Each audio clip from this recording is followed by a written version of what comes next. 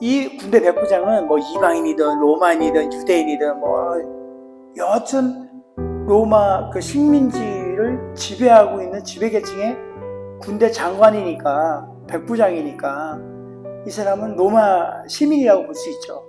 로마인으로 볼 수 있어요. 그러니까 이때 당시에 우리가 상황을 좀 보자면, 당시 피지배자, 지배를 당하는 사람, 피지배자인 유대인들은 점령을 한 그 로마인들을 생각하기에 저들은 우리를 착취하는 사람, 착취자, 또 종교적으로는 이제 유대인이 봤을 때 종교적으로 이방인들이잖아요. 그래서 그들을 경멸했어요. 그에 비해 로마인들은 유대인들을 딱 보고선 내가 이 사람들을 이제 지배하고 있는 거 아니에요? 그러니까 이 사람들을 아주 편협하게 생각하고 위험한 피지배자로 아주 멸시하고 살았던 거죠. 그러니까 바꿔 얘기하면 우리가 외정 때 일본 순사 앞잡이와 우리 일반적인 우리들의 어떤 삶의 모습을 한번 그려보면 대략적으로 비슷해요. 순사 앞잡이가 있는 거예요. 그게 백부장이야. 그런데 성경은 거기에 나와 있는데, 누가복음에 아까 얘기했듯이 이런 백부장이 순사 앞잡이가 일본 앞잡이가 아니고 로마 앞잡이가 아니고 우리를 돕는 사람이라, 이렇게 표현을 했잖아요. 그래서 예수님은 이런 지배자와 피지배자의 벽을, 상대적인 어떤 편견, 또 증오의 어떤 벽들, 이런 것들을 우리 주님 하면 생각나는 거 뭐예요? 사랑이잖아요. 그죠? 절대적인 사랑과 정의로서 그 벽들을 허물어 버려야 하는 거예요. 동시에 예수님은 자신의 구원 사역이 유대인을 넘어서 온 세계의 모든 하나님의 백성들을 위한 것임을 보여주기 위한 그런 기회로 이 치유의 사건을 보여주시고 그런 기회로 삼은 것 같아요. 서서 예수님께서 이 병자에게 가시고자 했던 것이 아니었다 할 수도 있겠지만, 그냥 말로만. 그렇지만 어쨌든 예수님께서는 이방인에 대한 본인의 관심을 와서 얘기하니까 딱 들어주고 반응을 하신 이것만 봐도 관심을 보이셨다는 거예요. 예수님께서는 아주 정답게, 살겁게 내가 가서 고쳐주랴? 이렇게 우리가 생각해 볼 수 있잖아요. 그죠? 내가 가서 고쳐주랴? 내가 가서 고쳐주랴? 이렇게. 그런데 백부장은 이런 예수님의 말씀에 대해 정말 믿음을 가졌기 때문에 8절을 한번 봐요. 8절. 말씀으로만 하옵소서. 그러면 내 하인이 낫겠습니까? 이게 정말 대단한 고백을 하는 거예요. 진정 백부장은 예수님께서 말씀하시면 나으실 거라는 믿음을 갖고 있었던 거예요. 그 믿음이 어디서부터 왔겠냐는 거예요. 여러 갈릴리 지역에 있는 소문을 듣고 가랑비에 옷 젖듯이 예수 그리스도의 복음이 이 얘기도 들어간 거죠. 이런 절대적 믿음은 영적인 관계 속에서 만들어져요. 하나님을 경외하고 신뢰하고 있었기 때문에 이런 믿음의 마음을 가지게 된 것입니다. 로마 군대의 백부장으로 살면서 하나님의 놀라운 이야기들을 듣고 예수님에 관한 그 귀한 정말 참진리, 그런 참진리를 듣고 그에게 믿음이 조금씩 쌓여지고 돈독해지고 다져지고 성장해진 거죠. 우리에게도 그런 영적 믿음이 날마다 더해지길 소원합니다. 믿음이란 자기 자신의 능력이나 가능성에 대한 신뢰가 아니에요. 다시 한번, 믿음이란 자기 자신이 가진 능력을 믿거나 그 가능성에 대한 어떤 신뢰함을 갖고 있는 게 믿음이 아니에요. 믿음은 예수님의 인격과 말씀에 대한 전적인 신뢰인 거예요. 믿음은 예수님의 인격과 말씀에 대한 전적인 신뢰. 이 백부장이 그랬던 거예요. 예수님이 행한 모든 일들을 전적으로 믿은 거예요. 그 말씀으로만. 그래서 이 백부장이 고백해요. 말씀으로만 하옵소서. 예수님의 인격과 예수님의 말씀을 전적으로 믿었기에 거저 예수님이 내가 가서 고쳐주랴? 아니에요. 예수님 거저 말씀으로만 하옵소서. 그러면 내 하인이 낫겠나이다 하고 이 사람이 정말 온전한 믿음, 그 믿음의 고백을 하게 된 거죠. 이 고백이 저 여러분의 진정한 고백이 되길 소원해 봅니다. 앞에 있는 문제들, 어려운 문제들 주님께 기도로 아뢰을 때 주님 말씀만, 오늘 이 당장 성령님으로 운행하셔서 날라와가지고 이런 거 아니에요. 말씀으로만. 그리고 예수님께서 그 이야기를 듣고 그 말을 듣고 뭐라 그래요? 다음 절에 보니까 기히 여겼대. 기히, 아주 기히 여겼대. 기히 여긴다는 것은 예상치 못한 결과를 보고 놀라다 뭐 이런 의미잖아요. 그런 것들이 아주 경이스러운 것들, 이런 것들도 함축되어 있어요. 예수님께서는 이방인 백부장의 그 믿음의 수준이 너무 놀라웠던 거예요. 그래서 기이 여긴 거예요. 이방인인데. 근데 예수님께서 그걸 몰랐을 리는 없죠. 그죠? 전지전능하시고 모든 걸 다 아시는 분이 모를 리는 없어요.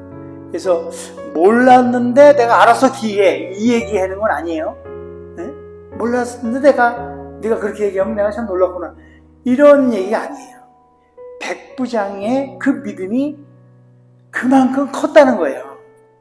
야, 넌 이 정도의 믿음을, 네가 이만큼 큰 거에 대한 걸 강조한 거예요. 옆에서 기이 여겼다는 거는 다른 사람들이 보기에 예수님이 기이 여긴 걸 봤잖아요. 그러니까 그렇게 여김을 다른 사람이 봄을 통해 가지고 이 백부장의 믿음이 예수님이 기뻐하시고 기이 여기실 만한 그 큰 믿음이구나, 이거를 보이신 거예요. 그래서 그 믿음으로 말미암아 이 백부장은 예수님께 큰 그 기쁨이 되고 칭찬을 듣게 되는 거예요. 그래서 예수님께서 기이 여기면서 하신 말씀이 뭐예요? 이스라엘 중에 아무에게도 이만한 믿음을 만나보지 못하노라. 없다는 거지. 저 여러분, 이 예수님의 칭찬이 우리에게도, 그 예수님의 칭찬이 우리에게도 있기를 소원합니다. 아멘 하신 분 복 받으시기 바랍니다. 진짜 이러한 사실이 보여주듯이 하나님을 진정 기쁘게 하는 것은 내가 내 스스로 뭘 하는 게 아니에요. 뭔가 막 해내는 거 아니고 또 물질이나 어떠한 행동들이 아니에요. 다른 무엇이 아니라 거저 바로 우리들의 온전한 그 믿음인 거예요. 우리들은 흔히 이 세상의 통념에 너무 깊이 젖어서 살잖아요. 그래서 하나님과 관계에 있어서도 어떤 세상적인 관점으로 우리가 인간적인 생각과 방법들을 통해서 가늠하고 생각하기를 합니다. 그래서 뭔가를 많이 드려야지만이, 그죠? 사람을 기쁘게 하려면은 뭐 값비싼 걸 준다든지 뭐, 그렇죠? 선물도 하고 막 이런 거 하듯이 세상적인 관점으로 우리 하나님을 기쁘게 하려고 뭔가 하려고 노력을 해요. 물론 저는 해야 된다고 생각합니다. 그러나 무슨 대단한 일을 하거나 많은 헌금을 한다고 해서 하나님이 꼭 기뻐한다고 생각하진 않아요. 왜냐하면 하나님은 뭐 그거 없어서 지금 뭐 그러는 거 아니잖아요. 그죠? 하나님은 들짐승도 들어 사용하실 것이고 돌짝밭에 버려진 저 돌도 들어서 사용하시는 분이 우리가 뭘 한들 그분에게 큰 영향을 주겠어요. 온전한 믿음만이 그분을 기쁘시게 할 겁니다. 성경을 보면 이런 이야기들을 보면 우리의 생각과 다른 거예요. 하나님의 생각은 정말 신실한 믿음만이 우리 주님을 기쁘게 하는 것입니다. 유대인들은 뭐 때를 거르지 않고 드리는 수많은 제사, 수많은 예물, 금식 기도도 많이 하고, 그 주님이 또 뭐 이렇게 뭐라 그러죠? 하여튼 뭔가를 막 하려고 해요. 그런데도 불구하고 그들은 더러는 책망도 듣기도 하잖아요.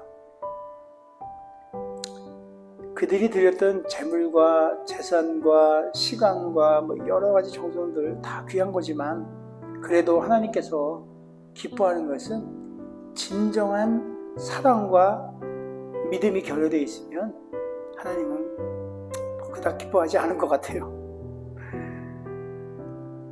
만일 우리들이 하나님을 진정 기쁘게 정말 하기를 원한다면 값비싼 예물보다는 그런 것들 일단 생각부터 버려야 될 것 같아요. 버리고 그냥 전적으로 주님을 신뢰하는 거예요. 오직 진짜 우리들의 그 순수한 온전한 그 믿음 이런 것들을 주님 앞에 내어 보이는 거죠. 그래야 할 때 우리의 믿음을 최상의 선물로 우리 하나님께서는 기쁘게 받아주실 줄 믿습니다. 오늘 이 아침에 성령님께서 묻는 것은 지금 나의 신앙은 하나님 앞에서 어떤 믿음의 사람인지, 오늘 소개되는 백부장의 신앙은 어떠한 믿음인지 한번 생각하게 하게 하시고요.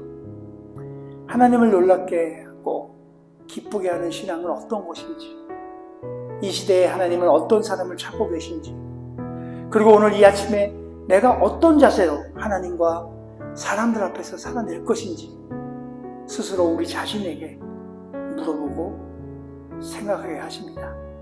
하나님을 진정 기쁘게 하는 것은 우리 스스로의 굳건하고 온전히 순종하는 그 믿음입니다.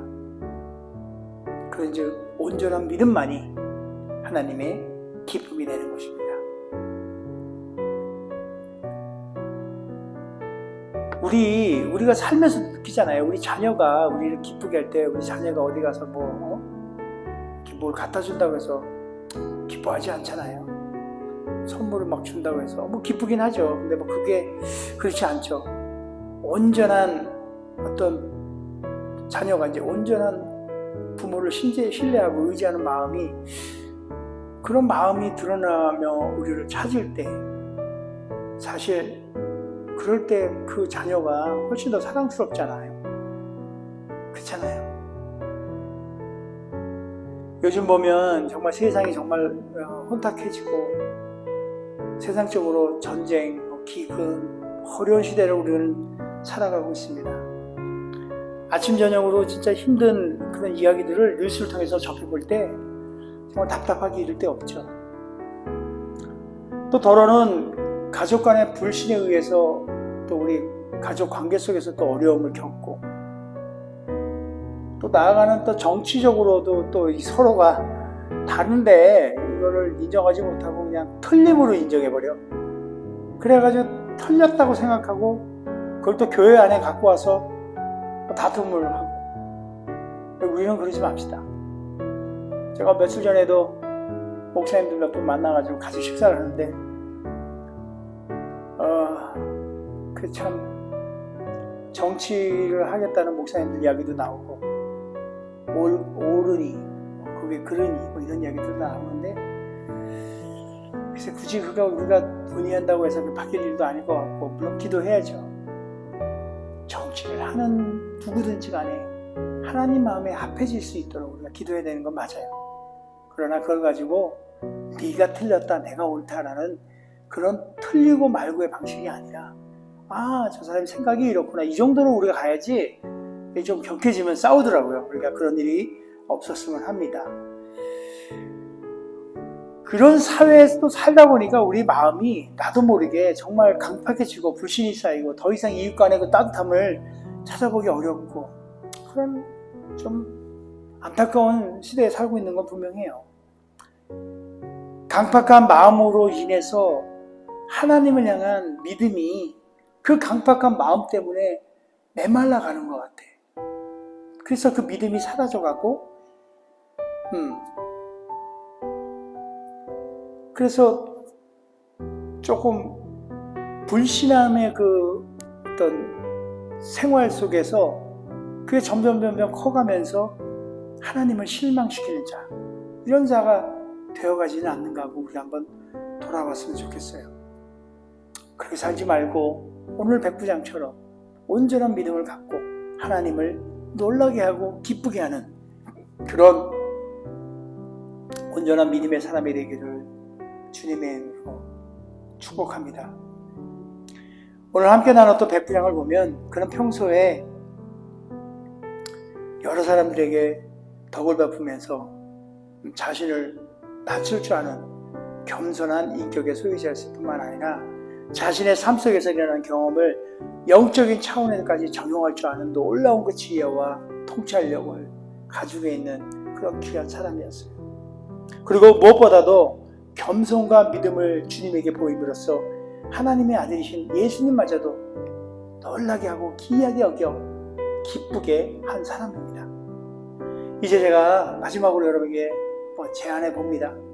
저와 여러분 모두 우리 하나님의 자녀들로서 이와 같은 겸손과 영적 지혜 그리고 온전한 믿음의 삶을 살아내므로 하나님을 정말로 기쁘게 하는 저와 여러분이 되기를 제안해 봅니다. 사단 마귀에게 속아서 죄의 종으로 살아가는 세상 사람들과 구별되어서 거룩하게 구별되어 또 그 구별됨에서 나아가서 오히려 그들로부터 인정받고 칭찬을 들을 수 있기를 소원해 봅니다. 그래서 그들도 우리들을 보고 그런 온전한 믿음, 정말 믿음 가운데 살고 있는 죄의 종에 살지 아니하고 거룩함으로 구별되어 살고 있는 우리의 모습들을 보고 그들로 우리로 인하여 하나님께로 돌아오는 일들이 많이 일어났으면 좋겠어요. 오늘 아침에도 제가 기도 가운데 우리 교회를 기도했습니다. 하나님을 믿는 백성들이 더 많이 왔으면 좋겠습니다. 주님 보내주시옵소서, 이 기도를 했어요. 그러면서 오늘 말씀을 상고하다 보니까 바로 우리부터 해야 되는 거예요. 우리의 온전한 믿음이 없는 한 세상에 비춰지는 우리가 저들과도 못할 수도 있잖아요. 그러면 안 되는 거예요. 저들과 구별되는 믿음으로 순종함으로 겸손함으로 살아낼 때에 저들이 우리를 보고 그곳에 복음이니 뭐니 일단 떠나서 뭔가 있구나 하고 오게 해야 돼요. 그걸 놓고 우리 기도했습니다. 사나 죽으나 정말 복음을 위해서 살아야 될 거예요. 그리고 그렇게 축복받는 하나님의 자녀로 사람을 살리고 섬기고 세우는 하나님의 자녀, 그런 자녀가 되기를 주님의 이름으로 축복드립니다.